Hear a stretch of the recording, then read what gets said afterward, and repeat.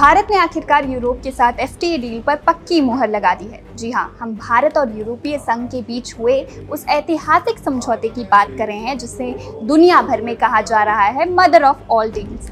नई दिल्ली और ब्रुसेल्स में इस डील को लेकर जश्न का माहौल है और इसे भविष्य की सबसे बड़ी आर्थिक साझेदारी बताया जा रहा है। लेकिन शायद अमेरिका इस डील से कुछ खास खुश नजर नहीं आ रहा है। अमेरिका ने इस समझौते पर बिना किसी लाग लपेट के साफ बात कही है। इस डील में असली जीत भारत की है। यूरोप को फायदा होगा, लेकिन उतना नहीं जितना उम्मीद थी। अब भला ट्रंप को इस डील से क्यों इतनी मिर्ची लग रही है, या वो यूरोप को मन बदलने के लिए चाह भी भर रहे हैं? देखिए इस रिपोर्ट में।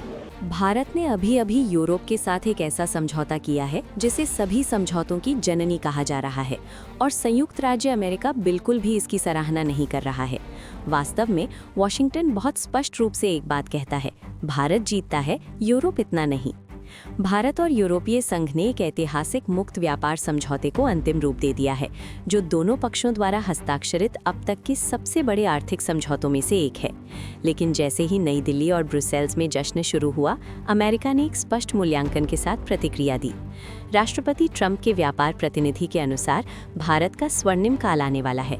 फॉक्स बिजनेस से बात करते हुए ट्रंप के सहायक जेमिसन ग्रियर ने कहा कि उन्होंने सौदे की समीक्षा की है और उनका मानना है कि भारत स्पष्ट रूप से शीर्ष पर है। उनका कहना है कि ये समझौता भारतीय कंपनियों को यूरोपीय बाजारों तक अधिक पहुंच प्रदान करता है और साथ ही अधिक भारतीय श्रमिकों के लिए यूरोप जाने का दरवाजा भी खोलता है। यूरोपीय संघ आयोग की अध्यक्ष उर्सुला वॉन डर लियन पहले ही सार्वजनिक रूप से भारतीय श्रमिकों की गतिशीलता के बारे में बात कर चुकी हैं, जिसे अमेरिका भारत के लिए एक बड़े लाभ के रूप में देखता है। ग्रियर का निष्कर्ष, कम लागत वाला भारतीय श्रम और यूरोप तक पहुंच नई दिल्ली के लिए एक बहुत अच्छा सौदा है। ग्रियर यही नहीं रुके, उन्होंने सुझाव दिया कि यूरोपीय संघ वैश्वीकरण पर और अधिक जोर दे रहा है, ऐसे समय में जब अमेरिका पीछे हटने और इसके नकारात्मक पहलुओं को ठीक करने की कोशिश कर रहा है। उनके अनुसार यूरोप भारत की ओर रुख कर रहा है क्योंकि उसे नए व्यापारिक आउटलेट्स की आवश्यकता है, खासकर यदि वो संयुक्त राज्य अमेरिका को उतना निर्यात करना जारी नहीं रख सकता है। दूसरे शब्दों में, यूरोप को भारत की उतनी ही जरूरत है जितनी भारत को यूरोप की। भारत यूरोपीय संघ एफटीए विशाल है। ये दुनिया की दूसरी सबसे बड़ी और चौथी सबसे बड़ी अर्थव्यवस्थाओं को एक आधुनिक नियम आधारित व्यापार साझेदारी में जोड़ता है। लेकिन ये केवल अर्थशास्त्र तक ही सीमित नहीं है।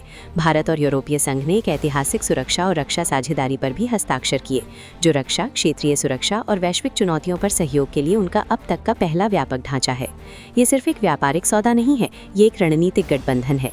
इस बीच भारत और अमेरिका के बीच अभी भी कोई व्यापारिक समझौता नहीं हुआ है। वॉशिंगटन भारतीय निर्यात पर 50% टैरिफ लगाना जारी रखता है और बातचीत रुकी हुई है। एक बड़ा अड़ंगा, भारत द्वारा रूसी रियायती तेल की निरंतर खरीद। ग्रियर का कहना है कि भारत ने प्रगति की है, लेकिन अमेरिकी चिंताओं को संतुष्ट करने के लिए पर्याप्त नहीं है।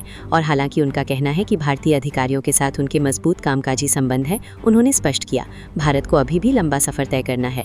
इसलिए जब भारत यूरोप के साथ एक बड़ी जीत का जश्न मना रहा है, अमेरिका इसे बारीकी से और आलोचनात्मक रूप से देख रहा है। एक सौदा हस्ताक्षरित है, दूसरा अभी भी अधर में है, और एक वैश्विक व्यापार शतरंज की बिसात जो पहले से कहीं अधिक तेजी से बदल रही है। Subscribe to One India and never miss an update. Download the One India app now.